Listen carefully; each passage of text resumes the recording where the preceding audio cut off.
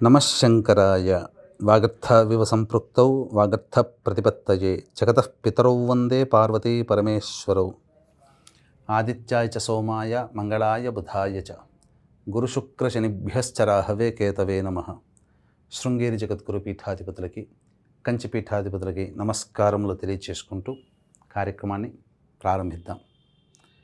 వీక్షించేటువంటి ప్రేక్షకులకి ఈ యొక్క శ్రావణ మాసం గురించి ఏం చెయ్యాలి, ఏం చెయ్యకూడదు, విశిష్టత ఏమిటి, ఏ దేవత ఆరాధన ఎక్కువగా చెయ్యాలి, తినకూడని పదార్థాలు ఏంటి, ఇలా అనేకమైనటువంటి విషయాల గురించి క్లుప్తముగా చర్చించుకునే ప్రయత్నం చేద్దాం.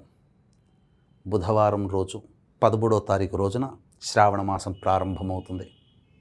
శ్రావణ మాసం అనగానే అందరికీ టపీమని గుర్తొచ్చేటువంటిది వరలక్ష్మి వ్రతం. లక్ష్మీ అమ్మవారికి సంబంధించింది అని అనుకుంటాం, వాస్తవమే. కానీ ఇంకొక రహస్యం చెబుతాను. పార్వతీదేవి పరమేశ్వరుని అడిగిందట, ఏమయ్యా నీకు ఇష్టమైన మాసం ఏమిటి అని. నాకు శ్రావణ మాసం అంటే చాలా ఇష్టము పార్వతి అని చెప్పాడట.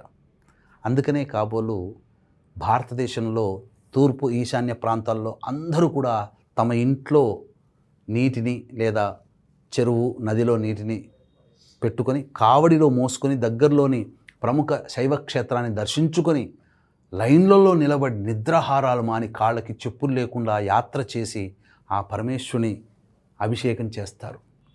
అది గొప్పగా నార్త్ సైడ్లో కనబడుతుంది, బం బం బోలే బాబా అనుకుంటూ. కాబట్టి మనకు పురాణాల్లో కూడా శ్రావణ మాసంలో ఎక్కువగా శివారాధన చేయమని చెప్పింది. శ్రావణ మాసం అంటేనే అన్నీ కూడాను వ్రతాలకి, నియమాలకి, నోములకి నెలవైన మాసం. ఎందుకనంటే వసంత ఋతువులో ఈ యొక్క అంతకుముందు ఋతువులో ఆకులన్నీ రాలి వసంత ఋతువులో చిగురించి శ్రావణ మాసానికి వచ్చేసరికి నిండుగా యవ్వనముగా కనిపిస్తాయట వృక్షాలు, తళతళ మెరిసిపోతుంటాయట. అంటే చాలా చూడచక్కగా ఉంటాయి వృక్షముల యొక్క ఆకారం. మనం కూడా అంతే కదండి. చిన్నప్పటికంటే యవ్వనంలో ఏ పనైనా సాధించగలం, కొండని పిండి చేయగలిగే శక్తి ఉన్నట్టుగా మన శరీరం ఉప్పొంగిపోతుంది. కాబట్టి ఈ యొక్క శ్రావణ మాసంలో పాటించే నియమాలు, ఆచరించే వ్రతాలు, నోముల ప్రభావము కుటుంబంలో ఎంతో అభివృద్ధిని కలగచేస్తాయి. అయితే ఈ యొక్క 12వ తారీఖు రోజున అమావాస్య కదండి, పైగా గ్రహణం ఉంది. మరి మేము ఎప్పుడూ ఇంట్లో పూజా సామాన్లు శుభ్రపరచుకోవాలి. గ్రహణం మన కుటుంబంలో అనగా మన యొక్క దేశంలో ఏర్పడట్లేదు. కనిపించినటువంటి గ్రహణానికి ఆచారాలు, నియమాలు పాటించాల్సిన అవసరం లేదు. ఆశ్లేష నక్షత్రం కర్కాటక రాశిలో ఏర్పడుతున్నటువంటి ఈ గ్రహణ ప్రభావం వలన ప్రపంచవ్యాప్తముగా మేష, మిథున, కర్కాటక, సింహ, తుల, వృశ్చిక, ధనస్సు, మకర, మీన రాశుల్లో జన్మించినటువంటి వారికి ఉంటుంది. కాబట్టి ఈ యొక్క చెప్పిన రాశుల్లో గ్రహణ దోష నివారణార్థమై కుక్కి సుబ్రహ్మణ్య క్షేత్రంలో 12వ తారీఖు రోజున ఈ గ్రహణ దోష నివారణ పూజల హోమాలతో పాటుగా కాలసర్ప దోష నివారణ, రాహుకేతు దోషాల నివారణ, వివాహపరమైన దోషాలు, కుజదోషాలు, సంతానపరమైన దోషాలు, అనారోగ్య సమస్యల నివారణ, అలాగే శత్రు సమస్యల నివారణకి, ఉద్యోగ సమస్యల నివారణకి, ముఖ్యంగా సొంత ఇంటి కళ నెరవేరాలనేటువంటి కోరిక కోసమై, అలాగే ఈ సంబంధించినటువంటి ప్రధానంగా కుజదోష నివారణకై విశేషమైనటువంటి పూజా హోమాది కార్యక్రమాలతో పాటుగా ప్రస్తుతం శని వక్రీకరించినటువంటి కారణం చేత 12 రాశుల్లో జన్మించినటువంటి వారికి ఏమాత్రము ఇప్పుడు బాగోలేవండి. కాబట్టి శనిదోష నివారణ పూజలు, హోమాలు జరిపించి పూజ చేసిన కరుంగలి మాల ఇవ్వడం జరుగుతుంది. అవకాశం ఉన్నటువంటి వాళ్ళు ఆగస్టు 12వ తారీఖు రోజున కుక్కి సుబ్రహ్మణ్య క్షేత్రంలో జరిగే గ్రహణ సర్వదోష నివారణ పూజల హోమాల్లో రాత్రి 8 గంటల లోపల స్క్రీన్పై కనిపిస్తున్న నెంబర్కి కాంటాక్ట్ చేసి మీ గోత్రనామాలు నమోదు చేసుకోవచ్చు. ఇక ఆషాఢ అమావాస్యకి ప్రత్యేకత ఏమిటనంటే దాచిపెట్టి ఎక్కడో పైన పెట్టినటువంటి పూజా సామాన్లు, ఇత్తడి సామాన్లు, కుందులు అవన్నీ అమావాస్య రోజు శుభ్రం చేసుకోవచ్చు.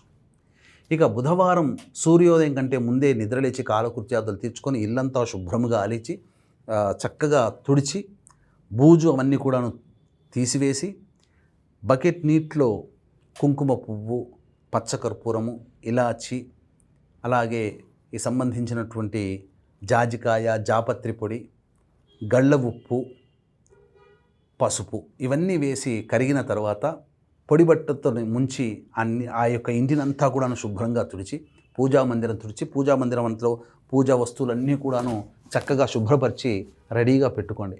సూర్యోదయం అవుతున్నటువంటి సందర్భంలో ఆ యొక్క పూజా మందిరంలో దీపారాధన చేసి మొట్టమొదటిగా ఇంట్లో ధూపం వేయండి. తద్వారా నకారాత్మక శక్తి తొలగిపోయి ఆనందకరమైనటువంటి ప్రశాంతమైనటువంటి కళ మన ఇంట్లోకి చేరుతుంది. తదనంతరం చక్కగా ఆ యొక్క అమ్మవారి ఆరాధన అప్పటి నుంచి మొదలు పెట్టండి. ప్రతిరోజు అవకాశం ఉంటే ఉదయము సాయంకాలం పూట ధూపం వేసి దీపారాధన చేసి ధూపం వేయండి. దీపారాధనలో భాగంగా పంచతైల దీపారాధన విశేషమైనటువంటి యోగం కలుగుతుంది. అంటే నువ్వుల నూనె, ఆవు నెయ్యి, విప్ప నూనె, అలాగే సంబంధించినటువంటి కొబ్బరి నూనె, ఆముదం, ఈ 5 తైలాలు కలిపి వేసి ఇంట్లో దీపారాధన చేయొచ్చు, లేదా 5 విడివిడిగానైనా దీపారాధనలు చేయవచ్చు. అయితే ప్రత్యేకంగా ఈ యొక్క శ్రావణ మాసంలో వంకాయ కూర తినకూడదు. సహజంగా ఏకాదశి, చతుర్దశి తిథులలో వంకాయని తినకూడదు. ప్రత్యేకించి శ్రావణ మాసంలో వంకాయ కూర తినకూడదు. ఇక ప్రధానంగా చాలామంది చేసేటువంటి సామాన్యమైనటువంటి తప్పులు ఉంటాయండి. ముఖ్యంగా శ్రావణ సోమవారం అంటే ఈ యొక్క నెలంతా కూడా బ్రహ్మచర్య వ్రతాన్ని ఆచరిస్తే చాలా మంచిది. లేకపోతే కనీసము ఆదివారాలు, సోమవారాలు, శుక్రవారాలు మరియు గురువారాలు అయినప్పటికీ కూడా మీరు నియమాన్ని పాటించండి. అయితే చాలామంది ఇక్కడ ఒక చిన్న సందేహం వెలుబుస్తున్నారు. పూర్వ సువాసినులకు ఎలా అండి? పూర్వ సువాసినులు చక్కగా కుంకుమార్చన అనేటువంటిది లేకపోయినా వరలక్ష్మి వ్రతాన్ని చక్కగా ఆచరించుకోవచ్చు. కుంకుమార్చన లేకుండా అష్టోత్తర పూజా విధానంతో పూజ చేసుకోవచ్చు. అయితే వీక్షించేటువంటి ప్రేక్షకులు ఇక్కడ ఇంట్లో అందరితో పాటు మీరు కూడా రండమ్మ అని పిలిచి పూర్వ సువాసిని పిలిచి అందరి ముందు ఏదో పూజా తాంబూలాదులు పెట్టి అందరినీ ఘనంగా వారి కంటి ముందర సత్కరిస్తున్నట్టుగా చేసి వారిని మనస్సు నొప్పించకండి. కనీసం వారి చేతిలో ఒక పండైన చేతిలో పెట్టండి. ఎందుకనంటే పూర్వ సువాసిని అంటే మనం పక్కకు పెట్టేటువంటి లక్షణం ఉన్న స్త్రీ కాదండి. అమ్మవారి దశావతారాలలో అనగా దశమహావిద్యలలో ధూమావతి విధవ స్త్రీ అని మర్చిపోకండి. అంటే విధవ స్త్రీ రూపము కూడా నేనే అని అమ్మవారు చెప్పినటువంటి విధానం కాబట్టి వారిని తక్కువగా చూడకండి. ఇక శ్రావణ సోమవారాలు విశేషంగా ఈశ్వరుని అర్చన చేయండి, అభిషేకం చేయండి. మంగళగౌరి వ్రతము, వివాహం కాని అమ్మాయిలు మంగళవారం నాడు వ్రతాన్ని ఆచరించండి. అలాగే వివాహమైనటువంటి వాళ్ళు కూడా భర్త ఆరోగ్యం బాగుండాలని ఆచరించండి. గణపతి యొక్క అనుగ్రహం కోసం బుధవారం నాడు చేయండి. దత్తాత్రేయుని యొక్క అనుగ్రహం కోసం గురువారం, శ్రావణ గురువారాలు, శ్రావణ శుక్రవారాలు ఎలాగో వరలక్ష్మి వ్రతం చేస్తారు. అయితే వరలక్ష్మి వ్రతం ఉన్నటువంటి రోజున కొంతమందికి ఇబ్బంది కలుగుతుంది. అంటే వరలక్ష్మి వ్రతం ఏదైతే రోజు వస్తుందో ఆ రోజున ఈ యొక్క స్త్రీ రజోదోషము ఏర్పడినప్పుడు 4వ రోజు కాకుండా 5వ రోజు కనుక వరలక్ష్మి వ్రతం ఉన్న రోజైతే నిరభ్యంతరంగా చేసుకోవచ్చు. మొదటి 4 రోజుల్లో గనక ఈ యొక్క వరలక్ష్మి వ్రతం వస్తే మీరు ఆచరించకూడదు. మరి ఎట్లా అండి? తరువాత వచ్చే శుక్రవారం రోజున ఈ వ్రతాన్ని మీరు ఆచరించుకోవచ్చు. కనీసం ఆఖరి శుక్రవారం రోజునైనా కానీ ఈ వ్రతాన్ని ఆచరించవచ్చు. ఈ యొక్క శ్రావణ మాసంలో జన్మాష్టమి ఉంది. ఇలా విశేషమైనటువంటి పండుగలు ఉన్నాయండి. శ్రావణ పౌర్ణమి, హయగ్రీవ జయంతి మనకు గొప్పగా చెప్పుకునేటువంటి రోజులు. కాబట్టి ఈ వ్రతాలు, నియమాలు అందరూ చక్కగా తూచా తప్పకుండా పాటించండి. దీపారాధన చాలా విశేషము.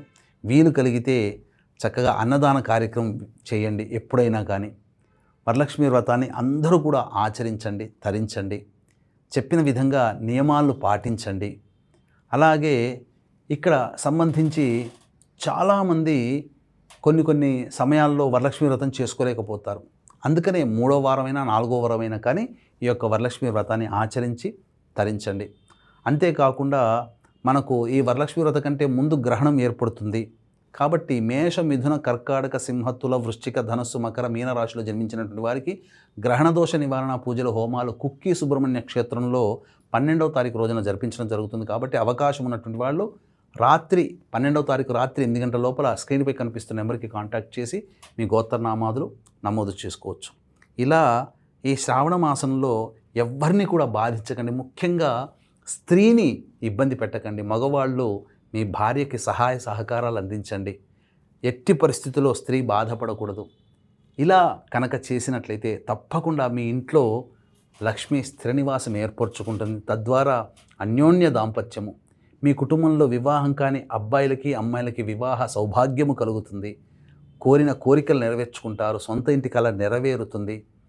రాని బాకీలు వసూలవుతాయి. లక్ష్మీ అమ్మవారిని నమ్మి చేయండి. మీ కుటుంబంలో అంతా సిరి సంపదలతో సుఖశాంతులతో ఉండాలని, ఆ అమ్మవారి యొక్క అనుగ్రహం మీకు కలగాలని మనస్ఫూర్తిగా కోరుకుంటూ సెలవు. సర్వం శ్రీ ఉమామహేశ్వర పరబ్రహ్మార్పణమస్తు.